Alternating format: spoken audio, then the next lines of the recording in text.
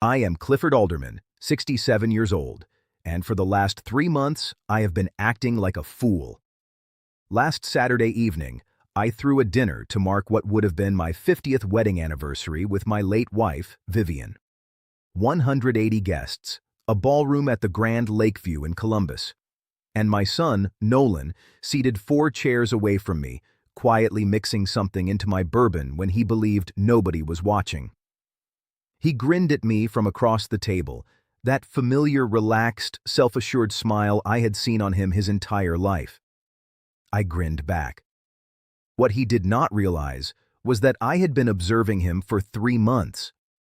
What he did not realize was that the glass he had just tampered with was not the one I intended to drink from. Before I describe what occurred when his brother-in-law drank from it instead, leave your city in the comments and hit subscribe, because underestimating an elderly man is one of the costliest errors anyone can make. The ballroom looked elegant. Crystal chandeliers, white roses on every table, a string quartet in the corner performing the same waltz Vivian and I had danced to at our wedding in 1975. I had invested serious money into this evening, and I disliked every moment of it. Not because of the expense. After selling Alderman Lumber and Supply for $4.2 million last spring, cash was not the issue. I disliked it because this gathering was not a celebration. It was a setup. I stood at the main table and gazed out at the attendees. Old suppliers, former workers, a couple of city inspectors I had dealt with for decades. Decent people. The type who had attended Vivian's funeral and waited in the rain without a word of complaint. And then, there was my family table. Before I continue, I need to mention Vivian. Not the full story, just one instance. About 6 months before she became ill, we were sitting on the back porch after supper. It was late summer, warm enough to remain outdoors after dark. She held a glass of iced tea and she was observing the yard grow still. Suddenly, she said, "Cliff, when I'm gone, don't you allow this family to break apart." I told her she was speaking nonsense. She simply looked at me in the way she always did when she understood something I had not yet grasped. "Promise me," she said. I promised her. I reflected on that promise often during the following 3 months. Some promises carry a heavier price than others. Back to the ballroom. My daughter Carolyn was seated beside her husband, Spencer Radford. She appeared weary, the way she always seemed these days. Spencer was an estate planning lawyer, reserved, observant, always weighing something behind those steady eyes. He had one hand on the table, and he was surveying the room with the patience of someone who had already determined how the evening would conclude. And then there was Nolan, my son, 41 years old, handsome, quick with a laugh. He told people he worked as a financial planner. He wore a watch that cost more than my first truck. He was commanding attention at the table, laughing, charming everyone within 10 feet.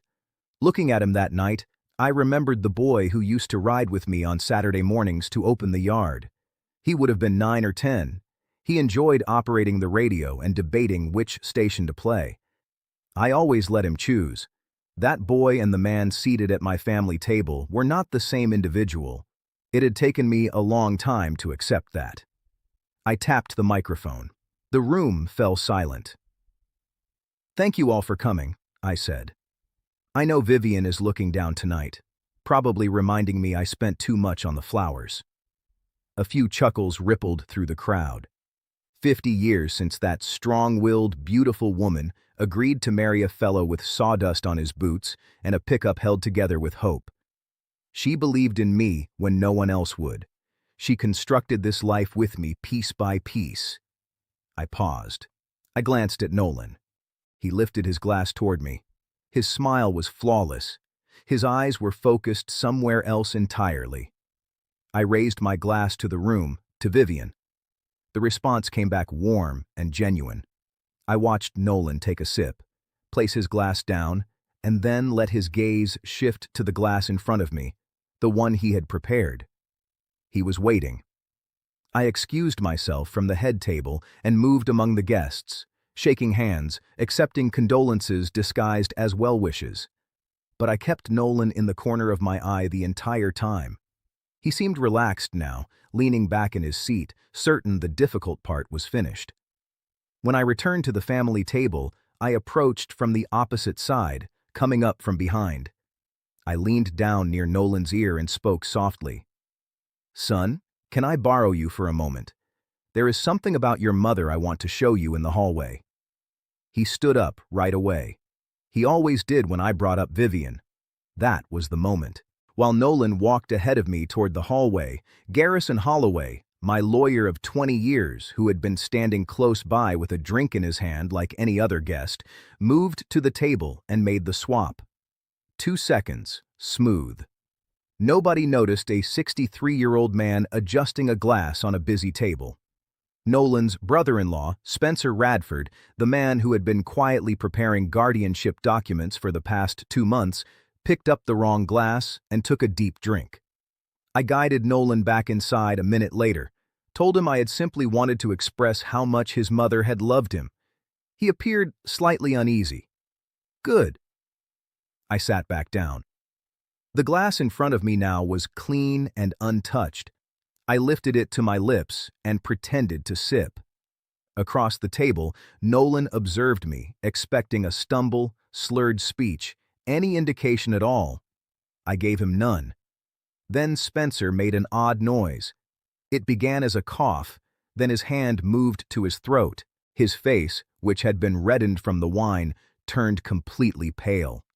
He clutched the edge of the table and knocked glasses and silverware to the floor. Carolyn screamed his name. Spencer attempted to rise, but his legs buckled and he fell hard, his body convulsing in long, powerful spasms. The ballroom exploded into chaos. Someone near the rear yelled to call 911. A waiter dropped a full tray. People hurried forward and formed a circle around Spencer, and I could hear Carolyn weeping somewhere inside that circle, calling his name repeatedly. I did not move. I remained in my chair with my hands flat on the table and I watched. Then I looked at Nolan. He was not looking at Spencer. He was staring at me. His face had turned the color of old concrete. His hands trembled against the tablecloth. And in his eyes I saw something I had never seen there before in 41 years. Fear. Not the usual kind.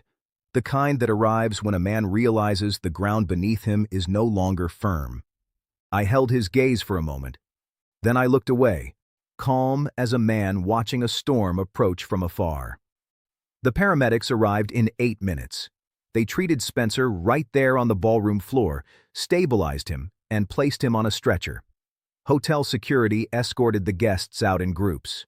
The white roses were stepped on. The string quartet packed up quietly. By 10 o'clock, the elegant room was vacant, except for staff and police tape near the family table. I rode to the hospital with Garrison driving. "It worked," I said softly. Garrison nodded. He did not say anything more. There was nothing to celebrate. We had just seen a man collapse on a ballroom floor. The fact that he had been trying to ruin me did not make the sight any easier to accept. The ER at Riverside was filled with fluorescent lights and the smell of disinfectant and the constant beeping of machines. Nolan was pacing the waiting area when I arrived. Carolyn was in a plastic chair, with her face hidden in her hands, still wearing her dinner dress, her shoulders trembling. I sat down beside her and placed my hand on her back. She looked up at me. Her mascara had smeared and her eyes were red and puffy. She looked like the little girl who used to fall asleep on the couch waiting for me to return from the yard. "Dad," she whispered. "What happened to him? He was fine and then he just—" "I know," I said. "I know, sweetheart." Nolan stopped pacing and looked at me. His voice was strained and controlled. "You were right there at the table. Did you see anything? Did you see anyone near his drink?" I rubbed the back of my neck and shook my head slowly. "Nolan, I'm an old man. I had a long night. I don't notice much these days." He stared at me for a long moment. I could see him replaying it all, searching for the point where the plan had unraveled. He had placed the substance in my glass, He had watched me at that table. So, why was I standing here clear-headed and steady while his brother-in-law was in a trauma bay down the hall? The answer was standing 10 feet away, pretending to read a pamphlet about flu season. I patted Nolan on the arm. "Get some rest, son. You look like you've seen a ghost." A doctor came out about 40 minutes later, a young woman with tired eyes and a clipboard. Spencer was stable. Stomach pumped, blood work returned. She said the word flunitrazepam, and I watched Carolyn's face go blank as she tried to recall it. The doctor used the other name, Rohypnol, the date rape drug. In the concentration found in Spencer's blood, it could trigger seizures, extreme confusion, total memory loss. She said she was legally required to notify the police. This was not an accident. This was intentional poisoning. Carolyn covered her mouth with both hands. Nolan said all the appropriate things. Shock, full cooperation, whatever the detectives needed, we were here. His voice stayed steady. His hands did not. 2 detectives arrived within the hour. They questioned each of us separately in a small consultation room off the main waiting area. When it was my turn, I sat across from Detective Hartwell and rubbed my eyes like a man who had been awake too long. She asked what I had noticed at the party. I sighed. "Not much, I'm afraid. My memory isn't what it used to be. I was greeting guests, making small talk. Spencer was at the table when I returned. A few minutes later, he collapsed." She asked if I had seen anyone near his drink. I shook my head. "I'm sorry, Detective. I just don't remember." She studied me for a long moment without speaking. Then she wrote something on her notepad and thanked me for my time. In the hallway outside, Nolan was waiting. He stepped closer. His voice dropped low enough that only I could hear. "You were sitting right there, old man. You saw something. I know you did." I looked at him steadily. "Son, I told the detective everything I know." He held my eyes for a long moment. Then he stepped back. Something behind his expression was changing, adjusting, preparing for the next step. I had seen that look before. I had been watching it for 3 months. I said goodnight and walked to where Garrison was parked at the curb. Neither of us spoke on the drive to the hotel. I sat in the darkness of my room until past 2 o'clock in the morning, looking out at the city lights and thinking about a boy on a Saturday morning arguing over the radio and how long the road had been from there to here. Let me tell you how I arrived at this point, because none of this began at the ballroom. It began 9 months ago, right after the sale of Alderman Lumber and Supply was finalized. 38 years.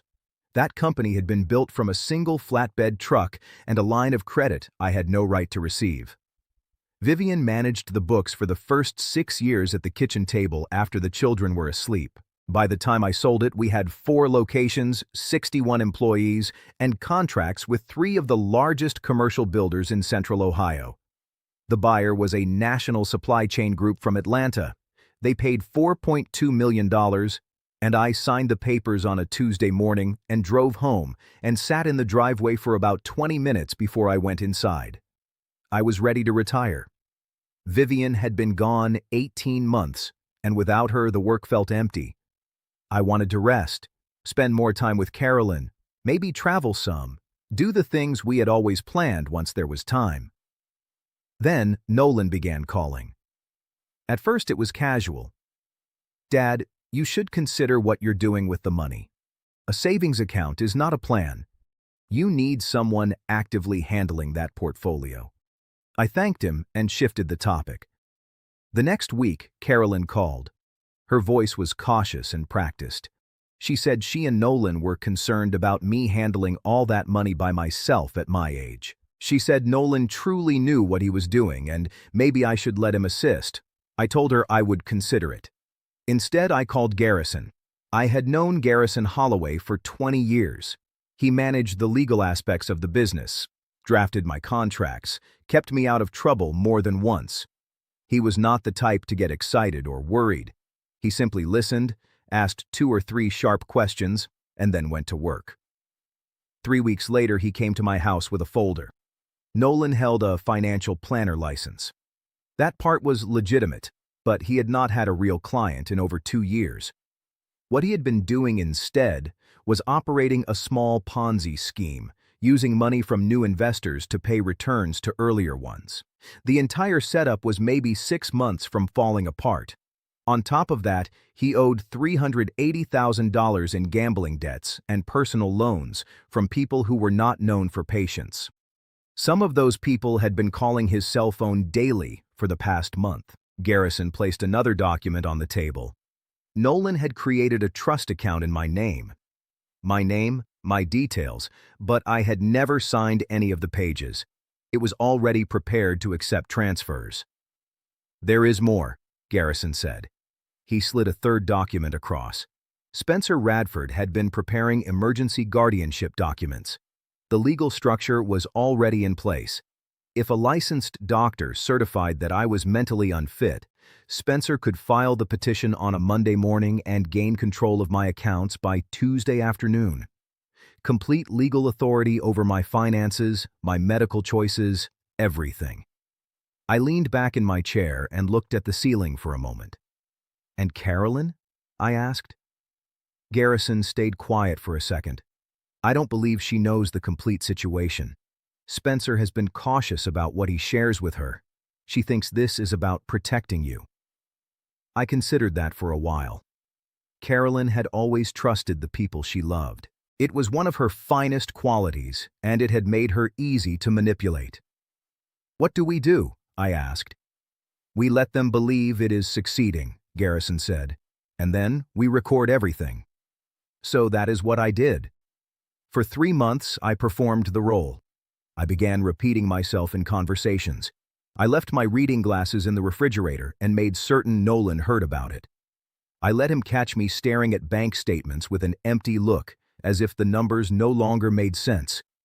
When he suggested again that I let him handle the accounts, I told him I was beginning to think maybe he was correct. I watched his shoulders relax with relief. 2 months in, Garrison's investigator recorded a phone call between Nolan and Spencer. Nolan's voice was quiet and confident. He said the anniversary party was the perfect opportunity. I would be emotional and unsteady. He would add something to my drink during the toast. By the end of the night, everyone in that room would have seen me break down in public. Spencer said he had the emergency guardianship petition prepared to file first thing Monday morning. Once the petition was filed and a cooperating physician signed the certification, they would have access to the accounts within 48 hours. Garrison stopped the recording and looked at me. I asked who the physician was. He pulled out a printout. A man named Martin Coles. His medical license had been revoked 5 years earlier for falsifying patient records. He had been working unofficially since then, available for the sort of consultations that legitimate doctors would refuse. I looked at the documents spread across my kitchen table. The fake trust account, the guardianship petition already drafted with my name at the top, the recorded call, the photograph of Martin Coles meeting Nolan at a diner on the East Side. "We have enough to contact the police right now," Garrison said. I shook my head. "Not yet. I want him to attempt it. I want him to believe he has succeeded, and then I want him in a room where there is no escape." Garrison studied me for a moment. Then he nodded and began making calls. The party was my idea. A grand memorial dinner, 180 guests, the ideal setting. I spent real money on it, and I meant every dollar. It was not only a trap, it was also a tribute to Vivian, who deserved more than a quiet evening and a somber anniversary. She had loved a room filled with people. She had loved music and flowers and the feeling of a special occasion. If this was going to be the night everything fell apart, it was going to be a night worth remembering. I just had to get through it first. 3 days after the party, Nolan called. His voice was controlled, cautious. He said everyone was upset about Spencer. He said Carolyn was having a difficult time and the whole family was concerned about me. He said he had arranged a small family meeting, just the people who cared most at Spencer's office downtown. He had also asked a doctor to attend, a specialist in geriatric psychiatry who could help evaluate how I was managing given everything that had occurred recently. I let a long pause linger. Then I said that sounded like a good idea. I told him I had been feeling confused and that maybe speaking with a professional would help. I let my voice tremble just enough. I could hear the relief in the half-second before he replied. "We will be there at 7 o'clock, he said. "Just come as you are, Dad. We only want to help." I hung up and called Garrison right away. He said his team had been prepared for 2 days. Cameras were installed inside Spencer's office building. Detective Hartwell had a warrant and was waiting with her partner. Garrison would be in place before I arrived. I put on a simple shirt and drove myself downtown.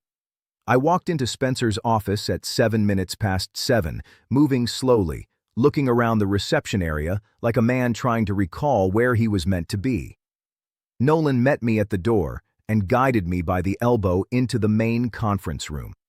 Carolyn was already seated, her hands clasped tightly in her lap. Spencer sat at the head of the table, still pale from the hospital, but composed. Next to him was a man I did not recognize immediately. Silver hair, bow tie, the practiced calm of someone who had handled this type of meeting many times before. Nolan introduced him as Dr. Richard Hartley, a specialist brought in by the family. His real name was Martin Coles. Garrison had confirmed it that morning. Martin Coles extended his hand and told me the family was deeply worried and had asked him to have a simple discussion to see how I was managing. I shook his hand and looked around the room with wide, uncertain eyes. "I don't understand," I said quietly. "Carolyn, what is happening? Who is this man?" Carolyn began to cry. She told me it was okay. She said everyone was there because they loved me and wanted to ensure I was safe. Nolan guided me to a chair at the table as if I were fragile. He told me to sit down and that everything would be all right. Coles sat across from me and spoke in a smooth, practiced tone about the concerns the family had mentioned to him. Confusion, memory issues, trouble handling complex financial matters. He said denial was often the initial indicator of a larger issue, and that the people in this room only wanted to provide the care I required. Then Spencer opened a folder on the table and slid it toward me. Power of attorney, guardianship consent forms, an admission application for a private psychiatric facility in northern Ohio. "We just need your signature on a few documents," Spencer said. "Once this is arranged, Nolan and I can remove the burden of managing your finances entirely. You will not have to concern yourself with any of it." I looked at the papers. I looked at Nolan. I looked at Carolyn, who was still crying softly and watching me with eyes full of guilt she did not yet completely grasp. Then I looked back at Nolan and spoke in a voice that had remained steady for 38 years of running a business. "Nolan, this is your mother's money too. Are you certain about this?" His jaw tightened just a little. "Mom is gone, Dad. This is family money. You just need to sign. It is the right thing for everyone." "The right thing," I repeated. I nodded slowly. I placed my hands flat on the table, and then I lifted my head and spoke clearly. "Garrison, did you get all of that?" The side door of the conference room opened. Garrison walked in holding a tablet with a lit screen. Behind him came a man with a professional video camera, the red recording light on and steady. Behind the cameraman came Detective Hartwell and her partner, both in plain clothes, both with their badges displayed. Nolan jumped to his feet. His chair scraped loudly against the floor. "What is this? What is going on?" "This," Garrison said calmly, "is a recording of you and your associate attempting to unlawfully commit a mentally competent adult to a psychiatric facility. It is also a recording of a conspiracy to seize his assets through forged legal documents and a fraudulent medical assessment." Nolan turned to me. For one full second, there was nothing on his face but pure disbelief. Not anger, not calculation, just the expression of a man who cannot find the moment when everything stopped working in his favor. "Dad," he said. His voice had lost all its confidence. "You cannot do this." I looked at my son, and I did not look away. "You did this," I said. "I just made sure there were witnesses." Detective Hartwell stepped forward and identified herself. She told Nolan he was under arrest for conspiracy to commit elder abuse, fraud, and assault with a controlled substance. Her partner moved toward Martin Coles. Nolan did not resist. He stood there while Hartwell applied the handcuffs, his eyes fixed on the floor, and he looked smaller than I had ever seen him look in his life. Then Carolyn found her voice. She pushed back from the table and grabbed Nolan's arm. She told him to say something, to tell them it was a mistake, to tell them he had not done any of this. He turned his head away from her. His voice came out cold and flat. "If you had just convinced him to hand over the accounts 3 months ago, like I asked you to, none of this would be happening." Carolyn released his arm and took one step back. She looked at her brother as if she were seeing someone she had never known before. Garrison walked to the TV mounted on the conference room wall and connected his tablet. The screen lit up. Security footage from Spencer's home office recorded 3 weeks earlier. Spencer on the phone, relaxed, laughing. He said Carolyn had no idea what was actually being planned. He said once the money transferred, he would give her a settlement and leave the country. He said she would be fine. The footage ended. The room was completely silent. Carolyn stood in the middle of that silence with her arms at her sides and her face very still. And I watched my daughter realize all at once exactly what her life had truly been for the past several years. I walked over to my daughter and put my arm around her shoulders. She did not move at first. She just stood there staring at the blank screen. Then something broke inside her, and she turned into me and held on, and I held her back while the detectives finished their work around us. They took Nolan and Martin Coles out through the lobby. Spencer was still recovering at Riverside and would be formally arrested the following morning when he was discharged.